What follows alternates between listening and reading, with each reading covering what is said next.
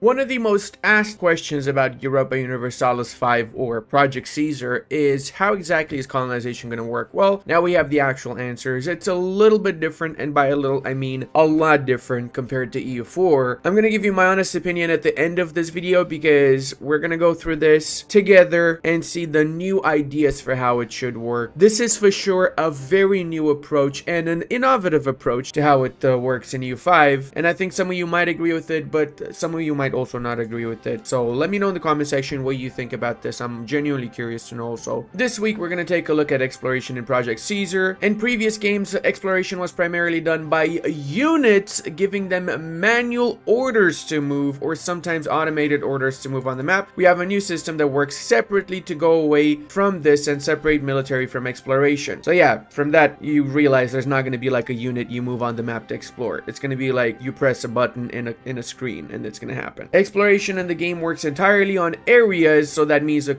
lump of provinces makes up an area, right? So you got locations, provinces, areas, and you explore area by area by area. And for those of you who don't remember what that is, an area is a group of provinces and then locations. Exploration exists in the geopolitical tab together with colonization, maritime, and privateering. So this is the one I was talking about last week when I said I have no idea what tab that is. Apparently that's the geopolitical tab, and I don't see privateering here yet. I would assume that it's not yet implemented, or maybe it's a part of the maritime tab. What we see at first glance here is the amount of the world explored already. That is a really cool thing. I like that actually. 24% of the world is explored for whoever they are tagged into right now. This is the naval range we have. Starting naval range is 1,000. Colonial charters 0. Migration 24. Cost of colonies. So that's going to be a continuous cost apparently as well whilst you're building up colonies, similar to how it is in EU4. Exploration cost, so just exploring is also going to cost you a certain amount of ducats. Exploration progress and exploration failure. I would assume the exploration failure is a percentage chance of exploration to fail. Now we have here the explorers. We don't have conquistadors and explorers anymore. We only have explorers. That's it. So explorers can be both admirals and they can be generals. So you can use explorers on sea tiles, and then you can also use explorers to explore land tiles or land areas, better yet. And then the other tab is colonies, where whenever you've got colonies set up, you will be able to click there and see the progress for that particular colony. I'm assuming 0.15 is the exploration progress that he's got. That's the percentage something of exploration done in that area, I would assume. So once it reaches 100%, it means the area has been explored. The cost per month and the year, January 1341. Ooh, interesting. Spicy. 100 years earlier. This is of course for the Madeira Sea, so that makes sense. We also have the months it would take to explore certain other sea tiles like the Western Sahara, African coast, Azores Sea. It takes quite a few months just to explore. To get an area explored, you need to have an exploration for it. You can only explore areas that are adjacent to an area you already have explored, and if it is an inland area, you can only explore it if it is adjacent to an area you own. Wow, okay, that's very interesting. So that means, for example, if you own the areas adjacent to the northern parts of Karelia, which should be unexplored maybe by some nations, like maybe Novgorod didn't explore. Technically it should be explored and it should be populated by natives. I don't know, let's just give that as an example. Or let's give Siberia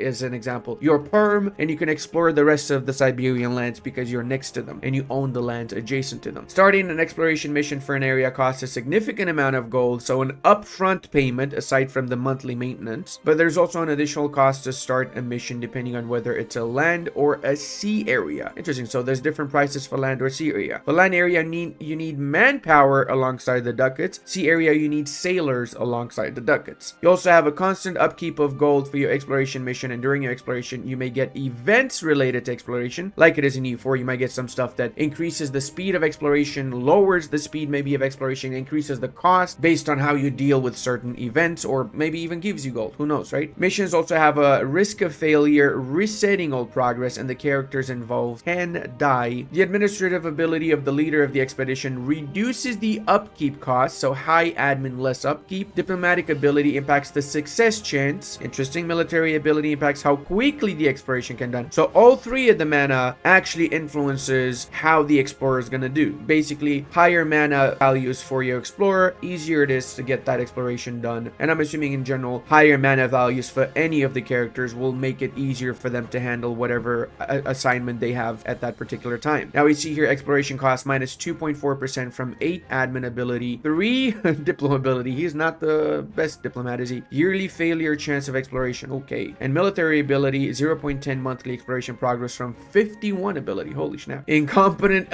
at a lot in life. Matthias' redeeming quality was that he failed fast. I like that. Whilst most characters in the game can be assigned to explore an area, there are some characters that are far superior. These are explorers, which besides just being innately better at exploring, they also have different unique traits making them better or worse at certain aspects of exploring. Whilst there are some explorers that join certain countries through historical events, there is also the possibility to recruit a new explorer. This requires the commission explorers advance in the Age of Discovery. This is early in the advanced tree for the New World institution. So what I'm assuming is going to happen in the early 1300s, you're going to have certain nations have explorers from the start of the campaign, like the Portuguese, the Genoese, the Castilians, and so on, and you're going to be able to use these explorers until they die. And after they die, you're going to have to wait until the Age of Discovery to be able to commission new explorers, which is basically the same system we have in EU4 with some of the starting explorers for Portugal and so on in 1444, right? Speaking of advances, there's a few advances throughout the game that speed up exploration or make them less prone to failure. At the start of the game, at near range, an exploration led by someone who is not an explorer may take a few years to complete, but as you get more advanced, it will become shorter in time. The trade winds on the sea lanes also have a significant impact on how quickly an area can be explored. We designed the oceanic exploration for Project Caesar to take into account the historical sea lanes that were used by ships and fleet during the Age of Snail, taking advantage of their knowledge of winds and sea currents. The sea lanes shapes the way explorations are done, as their mastery was critical to the success or failure of an exploration. So that means essentially sea lanes are going to be very, very important. There were very specific sea lanes that explorers took on their way to the New World. It's not like they always took a different lane. No, they always took the same route, essentially, right? And I'm glad to see that that's going to get a little bit of flavor too. Now we see here we've got a route to the Indies that gives yearly failure chance of exploration minus 1%. So apparently this is a unique technology not available to all countries, only to Western European countries. Certain Western European countries will have this. So the purple color on the technology area means it's a unique available only to certain nations, basically. Whilst this one here is available to everybody else. And also available in the Age of Renaissance, should be mentioned. If you have built a spy network in another country, you can use it to steal some of their maps. As an exploration mission is finished, the knowledge of its discoveries will start to spread to other countries that have not directly explored it. They will get info on that eventually, as long as they have the capital on the same subcontinent as the explorer. So that means Western Europe, Eastern Europe, or however the subcontinents are going to be. But I would assume the subcontinents are going to be exactly the same like EU4. Currently, the map spread takes about 150 years. Holy shit, that's a long time. Stay tuned, as next week we're going to go deep into how combat for armies will work. I think that's going to be the most sought after dev diary overall. Now here's my take on this. I like the new system. I think it takes away from a lot of the min-maxing of having to drag your unit around the map from each province to another province until you do the automatic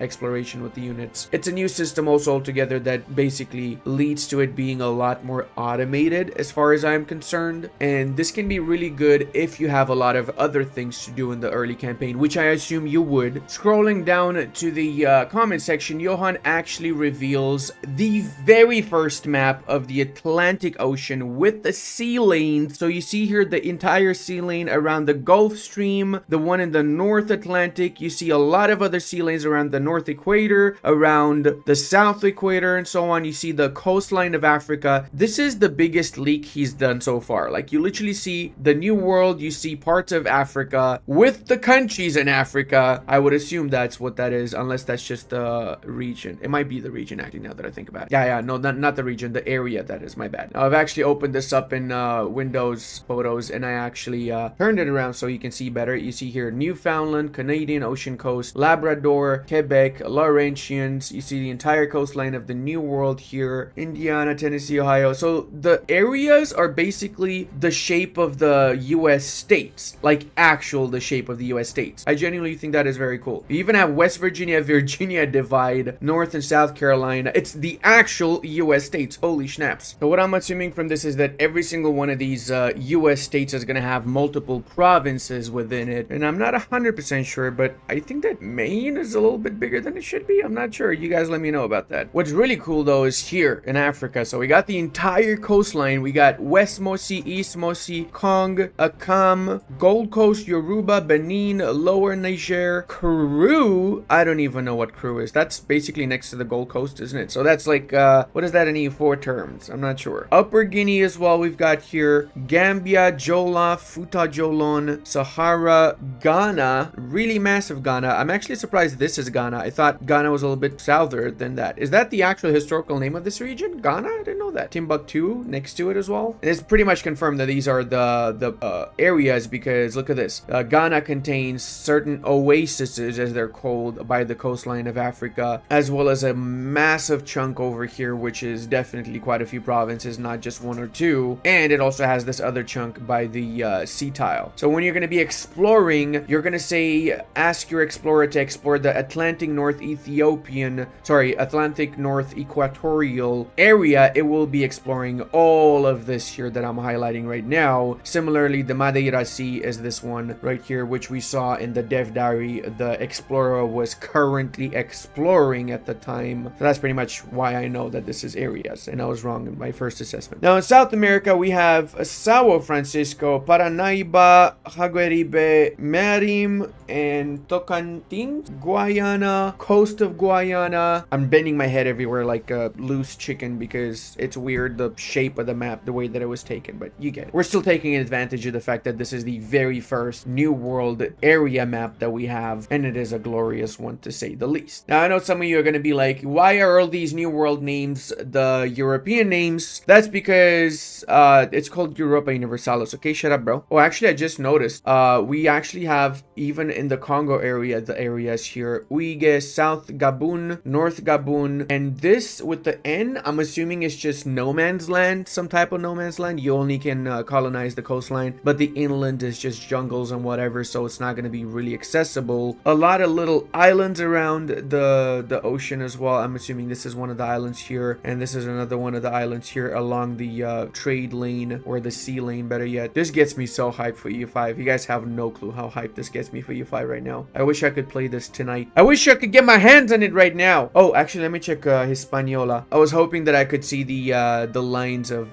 provinces, but I cannot actually see that. That kind of sucks. Hispaniola should be obviously one of the richer areas in the Caribbean. I would assume overall that the Caribbean is going to be extremely rich, as is central Mexico area too. Johan also confirms that in order to explore open seas, you need special ships, not your starting ships. So you need to research certain ships from your tech tree in order to do the New World exploration. He mentions that native nations will be represented in a unique way, not like it is represented in Wiki 3 or in EU4. So we don't know what that way is going to be, but interesting. Apparently no female conquistadors, no exploration for the 7 seas anymore in EU5 because apparently it's too repetitive. Conquistadors, another mechanic completely, something for later Tinto talk. Interesting. So we do have conquistadors, not just explorers. Explorers explore the lands, but conquistadors are going to wipe out the natives. Oh, should I not have mentioned the mechanic? Wipius native Maximus Mechanicus? And here's one of the greatest replies ever. So apparently it's going to be costly and not easy to start exploration. I'm assuming that what they're going to do is in the first couple of 100 years, or 100 years really, the first one, they're going to make it super expensive, and then they're going to bring down the cost of exploration as you advance in technology, making it so that more nations have the ability to explore because they got the cash flow to explore essentially. Whatever sailors and manpower you dedicate to exploring are going to be gone at the end of the expedition. So they're going to die if they explore. Maybe we can have a percentage chance for that. Oh, that would be pretty cool. Not a guarantee that they're going to die, right? He mentions that if you want to do New World exploration as a one province miner in the HRE, you're going to have to get a port with sailors, and then afterwards you're still not going to have the naval range for it. The only one at the start that's going to have the naval range is going to be Portugal, that can barely afford exploring at the start. So maybe Flanders or Brittany would be able to afford it also if they get a little bit more money, but those tend to be far more busy with other things like the English army visiting them regularly. Naval range, still a thing. It's going to determine how much you can actually explore area wise, and then finance is going to be the other thing. Also confirms this is one of the character roles he did not talk about in Tinto Talk 16, and there's one more to go. Nice spotting from Kumathor. Terra Incognita right now is all just black. Might be some changes in the future, I'm assuming. Probably was not yet designed as anything else other than black. Oh, and this is really good confirmation. So after